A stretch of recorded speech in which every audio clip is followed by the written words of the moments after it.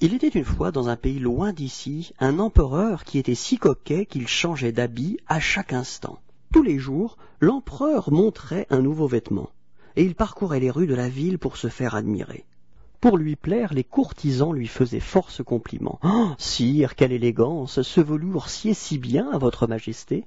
La penderie de l'empereur était si bien remplie qu'il y avait tellement de vêtements qu'elle occupait une salle entière du palais, et parfois l'empereur n'arrivait même plus à faire son choix. Vais-je mettre ce joli pourpoint ou bien ce manteau de soie? Un jour, deux coquins se présentèrent aux portes du palais. On leur avait souvent parlé du petit travers de son propriétaire. Les rusés pensaient pouvoir en profiter pour remplir agréablement leur bourse vide depuis beaucoup trop longtemps. Ils déclarèrent « Nous sommes les meilleurs tisserands du pays, nous n'offrons nos services qu'aux princes et aux rois. » Et les malins ajoutèrent « Nos tissus sont si fins, si légers que seul un homme de goût, un esprit supérieur peut les apercevoir. » L'empereur, enchanté d'avoir été choisi par des ouvriers aussi raffinés, leur fournit un métier à tisser et les installa au palais. Il ignorait que les deux coquins faisaient semblant de travailler et qu'ils revendaient les fils d'or et de soie qu'il leur donnait. Le Premier ministre vint voir les tisserands. L'empereur l'avait chargé de vérifier que le travail avançait comme il le souhaitait. Les filous lui montrèrent fièrement rien du tout, en disant « Oh, voyez cette couleur unique, cette transparence magnifique !» Quand l'empereur lui demanda des nouvelles de son tissu, le ministre ennuyé n'osa pas lui avouer qu'il n'avait rien vu. « Il va me prendre pour un idiot et me renvoyer aussitôt, se dit-il. » Alors il assura « Oh, une merveille, une finesse sans pareille !»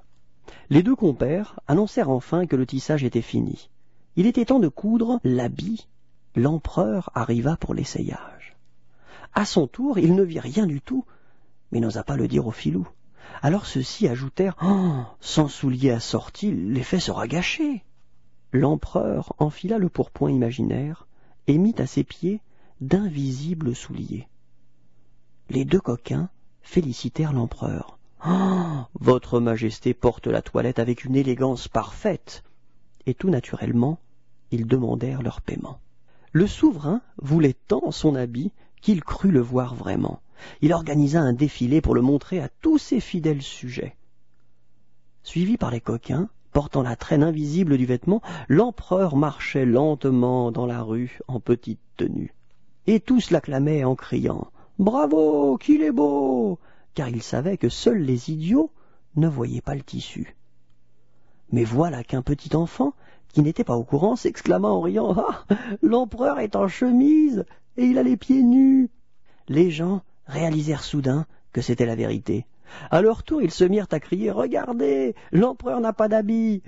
L'empereur comprit enfin le tour qu'on lui avait joué, et jura qu'à l'avenir, il serait moins vaniteux et moins coquet.